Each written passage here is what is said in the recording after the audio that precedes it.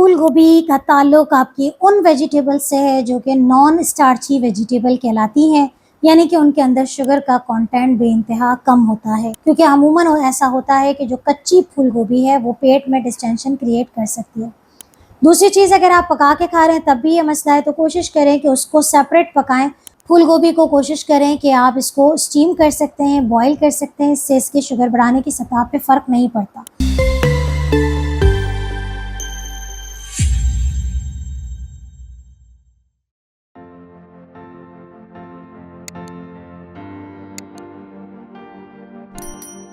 रब इश्रह ली सदरी व यस्सिर ली अमरी वहलुल उक़दतम मिन लिसानी यफ़क़हू क़ौली। अस्सलाम वालेकुम, डॉक्टर सनिया Bashir here, consultant diabetologist and CEO of diabetes टेलीकेयर। हमेशा की तरह आज एक बड़ी अहम बात अपने तमाम सुनने वालों तक हमेशा कन्वे करती हूँ कि अगर आप शुगर के मरीज़ हैं तो आप कुदरती चीज़ों से दोस्ती कर लीजिए। हर वो चीज़ छोड़ दीजिए जो कि कुदरती चीज़ को प्रोसेस करके उसको आर्टिफिशियल तरीके से प्रिजर्व करने की कोशिश की है, तो आप कोशिश करें कि उनसे अवॉइड करें। तो जी हाँ, कुदरती चीज़ों में बेइंतहा विटामिन्स, मिनरल्स, बेइंतहा फ़ायदे हैं और अगर उसको ऐसे ही इस्तेमाल किया जाए तो ये हमारी सेहत के लिए बहुत ही ज़्यादा मुफीद साबित होते हैं। तो जहाँ बात होती है कुदरती ग़िज़ाओं की, जहाँ बात होती है बदलते मौसम की, तो सब्ज़ियों पे जो है वो हमारी गुफ्तगू चल रही है और हमने पिछली काफ़ी वीडियोज़ जो है हमने बनाई है। अगर आपने हमें अभी भी ट्यून इन किया है तो हमारे यूट्यूब चैनल को एक्सप्लोर करें, वेजिटेबल्स फॉर डायबिटीज़ की प्लेलिस्ट को एक्सप्लोर करें या फिर एक्सप्लोर करें विंटर एंड डायबिटीज़, जहाँ सर्दियों से मुतालिक हर एक चीज़ के बारे में तफसीली जो है वो वीडियोस बनाई गई हैं। तो जहाँ हमने मूली, शलजम, चुकंदर, उन सब चीज़ों के बारे में बात की है, आज हम बात करने जा रहे हैं फूल गोभी की, यानी कि कॉलीफ्लावर की।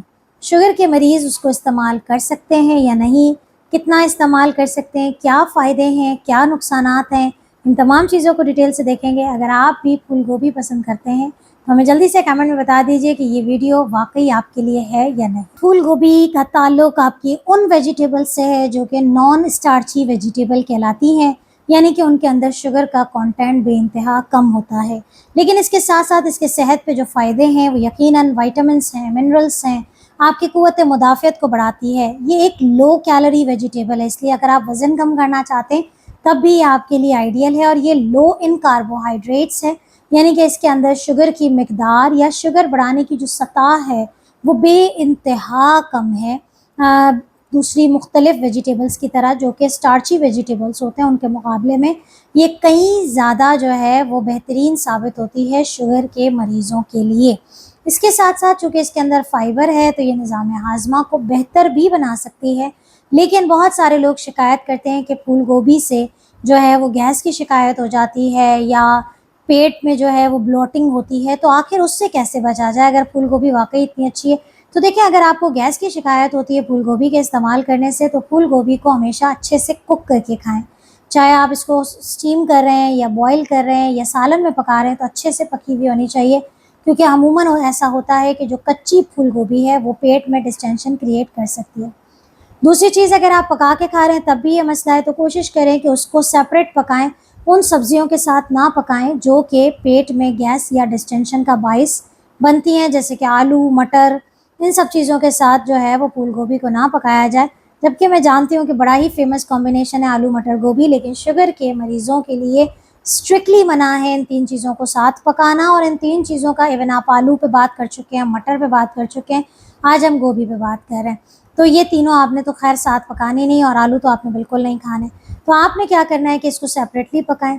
तीसरी चीज़ ये इसके बावजूद भी है तो पकाने से पहले इसको कम से कम 10 से 15 मिनट अगर आप गर्म पानी में भिगो देते तो इसमें से वो तमाम केमिकल्स निकल जाते हैं जो कि बेसिकली केमिकल जो है वो प्रोड्यूस करते हैं। सवाल ये है कि फूल गोभी को कैसे खाया जा सकता है। फूल गोभी को आप बिल्कुल मैश करके भी जो है वो आप इसको इस्तेमाल कर सकते हैं। सैलड में आपने इसको चॉप कर दिया, सैलड में इस्तेमाल कर लिया। आप इसको जो है पका के सब्ज़ी के तौर पे खा सकते हैं।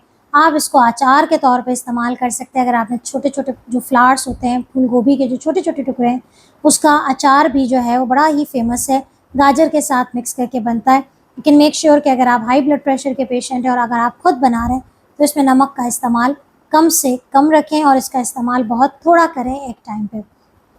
इसके अलावा फूल गोभी को कोशिश करें कि आप इसको स्टीम कर सकते हैं, बॉईल कर सकते हैं, इससे इसकी शुगर बढ़ाने की सतह पे फ़र्क नहीं पड़ता।